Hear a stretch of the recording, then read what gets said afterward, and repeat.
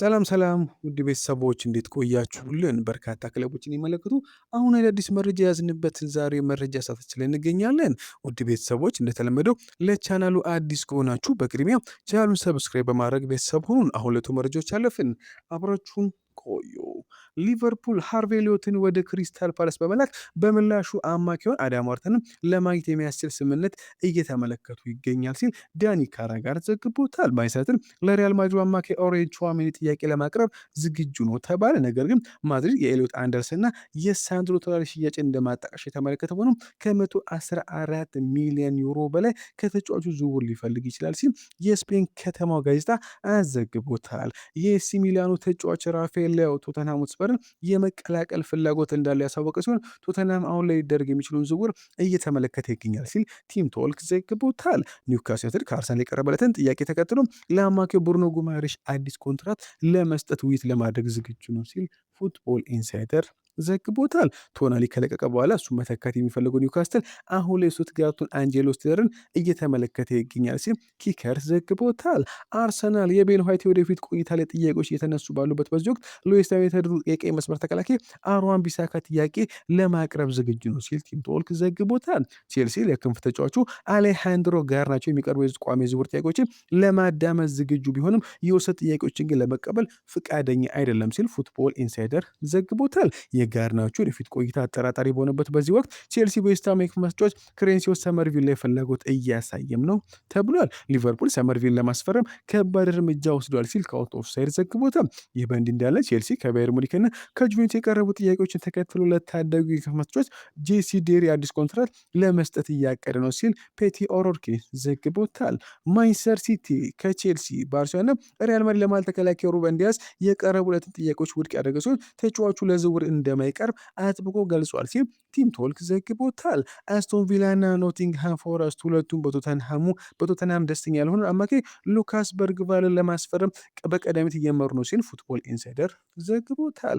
የሪያል ማድሪድ አሰልጣኝ ጆዜ ሞሪኖ የማንቸስተር ሲቲን አጥቂ ኤርሊንግ ሃላንድን ለማስፈረም ይሁንታ የሰጡ ሲሆን ይህ ዝውውር የክትሎቱን ቪኒየስ ጁኒየርን መልቅ ሊያስከትል እንደሚችልም ተረድቷል ሲል ኤል ናሲዮናል ዘግቦታል። የክለብ ፕሬዚዳንት ፍሎሬንቲኖ ፔሬዝ ብራዚል ከዓለም ዋንጫው መሰናበቷን ተከትሎ ከቪኒሲየስ ጁኒየር ጋር በአዲስ ኮንትራት ላይ ስምምነት ላይ መድረስ ካልተቻለ በዚህ ክረምት ሃላንድን ለማስፈረም ከፍተኛ ትኩረት እየሰጡት ነው ሲል ዲፌንሳ ሴንትራል ዘግቦታል። ናሲዮናል በወጣው ዘገባ መሰረት ባርሴሎና ለአማካዩ ለፍሬንኪ ዲዮንግ የሚቀርቡ ጉልህ ጥያቄዎችን ለማስተናገድ የሚገደድ ሲሆን እንደ ጋቪና ማርክ በርናርዶ ተጫዋቾች ግን በቅድመ ውድድር ዘመን ዝግጅት ብቃታቸው ማሳየት ከቻሉ አማካዩ እንደማያስፈልግ አድርገው ሊመለከቱ ይችላሉ ሲል ኤል ናሲዮናል ዘግቦታል። አልፊ ኢንግ ሃላንድ ኤርሊንግ ሃላንድ አባት ልጁ ወደፊት ሪያል ማድሪድ ሊቀላቀል እንደሚችል ፍንጭ ሰጥቶ እሱ እንደተናገረው ሃላንድ በማንቸስተር ሲቲ ደስተኛ መሆኑና ረጅም ኮንትራት እንዳለው ገልጾ ሆኖም ግን ማንኛውም ሰው ለማድሪድ መጫወትን ይፈልግ ማምኗል። ሃላንድ ለኖርዌይ ብሔራዊ ቡድን በዓለም ዋንጫው በአራት ጨዋታዎች 7 ግቦችን ማስቆጠሩ ይታወሳል ሲል ዘሚረር ዘግቦታል። ሊቨርፑል የሜክሲኮን ድንቅ ታዳጊ ግልቤርቶ ሞራ ለማስፈረም ግንኙነት አድርጓል ተባለ። ቀዮቹ የዝውውር ሁኔታዎችን ለመረጥ የመጀመሪያ ደረጃ የዳሰሳ ውይይቶችን የጀመሩ ሲሆን የ17 ዓመት ታዳጊ የበርካታ የአውሮፓ ግዙፍ ክለቦችን ትኩረትን መሳቡንም ቀጥሏል። ማንቸስተር በፉክክር ውስጥ የመግባት እድሉ አነስተኛ የሆነ ሲሆን ተጫዋቹ አሁን ላይ ከ40 ሚሊዮን ዩሮ በላይ ዋጋም ተለጥፎበታል ሲል ቲም ቶልክ ዘግቦታል። ቶተንሃሞች ለበርንማውዙ አጥቂ ኤሊ ጁኒየር ክሩፒ የ85 ሚሊዮን ፓውንድ ጥያቄ እያዘጋጁ ነው ተባለ። ቶተንሃም የበርንማውዝን አቋም መፈተን ይፈልጋል። በርንማውዞች ግን የ20 ዓመቱን ተጫዋች ለሽያጭ የቀረበ አይደለም በማለት አጥብቆ የገለጹ ነው። አርሰናል በፕሪሚየር ሊጉ 13 ግቦችን ካስቆጠረው ክሩፒ ጋር መገናኘቱንም ቀጥሏል ሲል ቶልክ ስፖርት ዘግቦታል። ጆርጌ ጄሱስ የፖርቱጋል አዲሱ ዋና አሰልጣኝ ይሆናሉ ተባለ። ሮበርቶ ማርቲኔዝንም መተካታቸው አሁን ላይ እርግጥ ነው ሲል የፖርቱጋሉ ኤቦላ ዘግቦታል። ቤን ዋይት ከጉዳት እክሉ ጋር በተያያዘ አሁን ክለቦች ትኩረትን መሳቡን ቀጥሏል አልተባለም። በርካታ ክለቦች የዚህን የአርሰናል ተከላካይ ሁኔታ መከታተላቸውንም ቀጥሏል። ነገር ግን የጅማት ጉዳቱ ላይ አሁንም ስጋቶች አሉ። ቤን ዋይት አርሰናል የሚለቅ ከሆነ የቻምፒየንስ ሊግ እግር ኳስ መጫወቱን መቀጠል ይፈልጋል ሲል ዴሊ ሜል ስፖርት ዘግቦታል።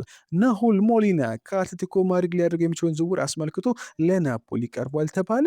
ናፖሊ በአንድ ጣሊያናዊ ጋጋኔ አማካኝነት ጥያቄ ከቀረበለት በኋላ እድሉ መገምገሙንም ተሰምቷል። ተብሏል። የሴራው ክለብ የአትሌቲኮ የሚሸጥ ዋጋና የሞሊና የደሞዝ ፍላጎት ለማወቅ አሁን ላይ የተመለከቱ ነው ሲል ኒኮላ ሼራ ዘግቦታል። ማንቸስተር ዩናይትድ የአማካዩ የኤደርሰን ዝውውር መጠናቀቁን እርግጠኛ ሆነ። ተጫዋቹ በዚህ ሳምንት የሕክምና ምርመራ ያደርጋልም ተብሏል። ክለብ አሁንም ዝውውሩ ይፋ ከመደረጉ በፊት ለሚቀጥሉት እርምጃዎች እየተዘጋጀም ነው ተብሏል። ዩናይትድ የአማካይ መስመር ማጠናከሩን ለመቀጠል አንድሬ ሳንቶስን ማስፈረም ይፈልጋል ሲል ታይረ ማርሻል ዘግቦታል። ፒኤስጂ የአንዲዮ ማንዴን ለማስፈረም አሁንም ግፊት ማድረጉን ቀጥሏል ተባለ። ከአርቢ ሌይፕዚግ ጋር የሚደረገው ድርድር አሁንም ንቆ የቀጠለ ሲሆን ፓሪሶች ስምምነቱን በተሻለ መጠን በተሻለ ሁኔታ ለማጠናቀቅ እየተመለከቱ ነው ሲል የፈረንሳዩ ሌኪፕ ዘግቦታል። አርሰናል በቀይ መስመር ተከላካይ ቦታ ለማስፈረም 10 የተለያዩ ተጫዋቾችን እያሰበበት ሲሆን የዌስትሃሙ አሮን ቢሳጋ ግን ቀዳሚው ነው ተብሏል። ራውል አሴንሲዮ ከሪያል ማድሪድ፣ ኦስካር ሚንጌዛ ከሴልታ ቪጎ፣ ቲኖ ሊቭራሜንቶ ከኒውካስትል፣ ዊስሊ ከሮማ፣ ቫንደርሰን ከሞናኮ፣ ጊቪያሮሊድ ከፌኖር እንዲሁም ኢቫን ፍሬሲዳ ከስፖርቲንግ ሊዝበን እንዲሁም ጁሊየስ ኩንዴ ከባርሴሎና ሲል ቲም ቶክ ዘግቦታል። የኔዘርላንድ እግር ኳስ ማህበር ለአዲስ የብሔራዊ ቡድን አሰልጣኝነት ፈለገውን ባፋጠነበት ወቅት ከአርኔ ስሎት ጋር ሁኔታ ማድረጉ ተሰማ። የደች ብሔራዊ ቡድን ለመረከብ በእጩነት ከሚታሰቡት ግንባር ቀደም መሪዎች አንዱ አርኔ ስሎት ነው ሲል ፕሌቲጎል ዘግቦታል። ወይኔ ሩኒ የያማልን ጨዋታ መመልከት ያዝናናል ሲል ተናገረ። ብቃቱን በእውነት አስደናቂ ነው ብሏል። ሩኒ ለስፔን ኮከብ ያማል አድናቆቱንም ችሯል። ሩኒ በሰጠው አስተያየት ላይ እንዲህም ብሏል። ላሚን ያማል በእውነቱ አጓጊ ይመስላል። በጨዋታ ውስጥ ብዙ ድሎችን አላገኝም ነበር፣ ነገር ግን ወደፊት ለመሮጥ ያለው ጉጉት በጣም ወድጄለታለሁ። ብዙ ወጣት ተጫዋቾች ኳስ ለመቀበል ወደኋላ በንቃት ይመለሳሉ፣ እንዲሁም ብቃታቸውን ለማስኳስ እግራቸው ስር እንዲደርስ ይጠይቃሉ። እሱ ግን ሌላ አማራጭ መምረጥ ይችላል። ከተከላካዮች ጀርባ መሮጥ፣ እግሩ ስር ወይም ከፊቱ ሊደርሱ የሚችሉ ወሳኝ ኳሶች አልደረሱም ብቻ ነው። እሱ መመልከት በእውነቱ አስደናቂ ነው። ጨዋታውን መመልከትም እወዳለሁ ሲል ተናገረ። እንደ ጋዜጠኛ ፋብሪስ ሃንኪ ዘገባ ከሆነ ፒኤስጂ ከማግኔስ አክሊዮቼ ጋር በ5 ዓመት ኮንትራት ስምምነት ላይ መድረሱን ተሰማ። በፓሪስና በሞናኮ መካከል ያለው ድርድር አሁን ላይ ተጀምሯል ተብሏል።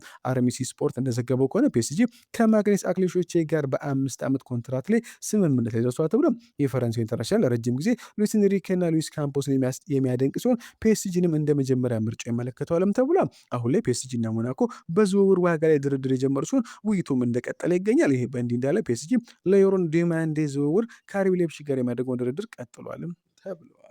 ባየር ሙኒክ አማካዩ ጀማል ሙሲያላ አነስተኛ ቀዶ ጥገና ማድረጉን ያረጋግጥ ሲሆን ነገር 2026/27 ወደ ዘመን መጀመሪያ ላይ ዝግጁ እንደሚሆንም አስታወቁ።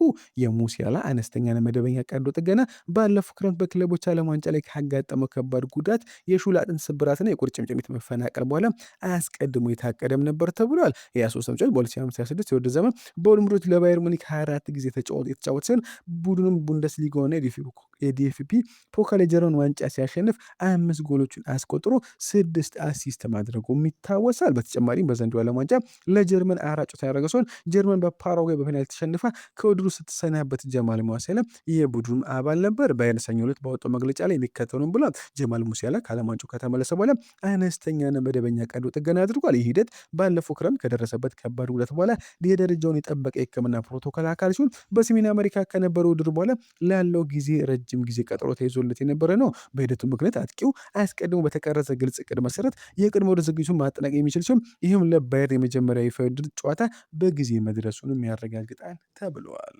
ማንቸስተር ዩናይትድ በዚህ ክረምት የዝውውር መስኮት የሪያል ማድሪድ አማካይ ኦሬን ቹዋሜን ለማስፈረም ፍላጎት ማሳየቱን ቀጥሏል።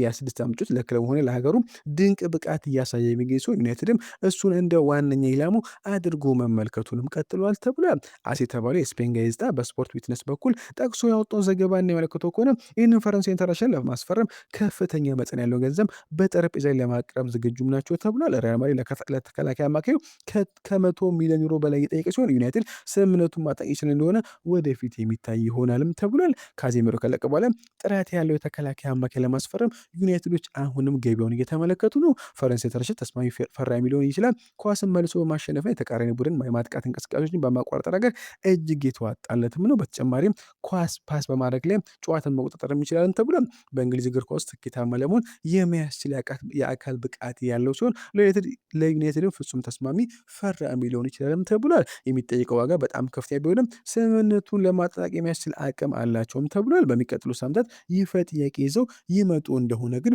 የሚታይም ይሆናል ተብሏል። ዩናይትድ በቅርብ ሳምንታት ውስጥ ከበርካታ አማካዮች ጋር ስሙ መያያዙን የቀጠለ ሲሆን አሁን ላይ ግን ኦሬንጅ ቹዋሜኒ ቀዳሚ ሆኖ ተብሏል። ሌላኛው አሌክስ ስኮትም ወደ ዩናይትድ ሊያመራ የሚችልም ሌላኛው አማካይ ተጫዋችም ነው ተብሏል።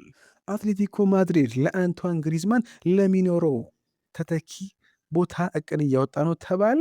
ግሪዝማን ለአትሌቲኮ ሌላ ተራ አጥቂ ብቻ አልነበረም፣ እሱ መሪ ጨዋታዎችን አሸናፊና ከክለቡ ዘመናዊ ምልክቶች አንዱም ነበርም ተብሏል።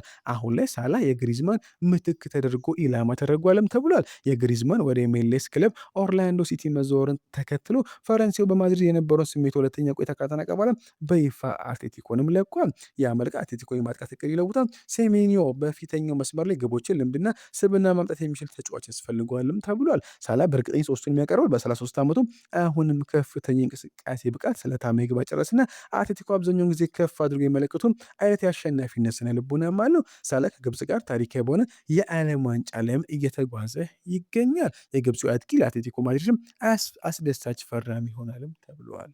ኤንዞ ማሬስካ በማንቸስተር ሲቲ መልሶ ግንባታ ላይ እስከ 100 ሚሊዮን ፓውንድ የወጣበትን ተጫዋች አዲስ እድል ሊሰጡ ይችላሉ ተብሏል። ጃግሊሽ በዚህ ክረምት ከኢታድ ስታዲየም መልቀቁ ፈጽሞ እርግጠኛ መስሎ ከቆየ በኋላ የማንቸስተር ሲቲ ቆይቷን እንደገና ለማደስ ያልተጠበቀ እድል ሊሰጡ ይችላሉ ተብሏል። የ30 ዓመቱ የክንፍ ተጫዋች ባለፈው ውድድር ዘመን በኤቨርተን ቦስ የተሳለፈ ሲሆን በውድድር ዘመኑ በሙሉ ማለት ይቻላል የረጅም ጊዜ ወደፊት ህይወቱን ከሲቲ ውጭ የሚሆን ይመስልም ነበር።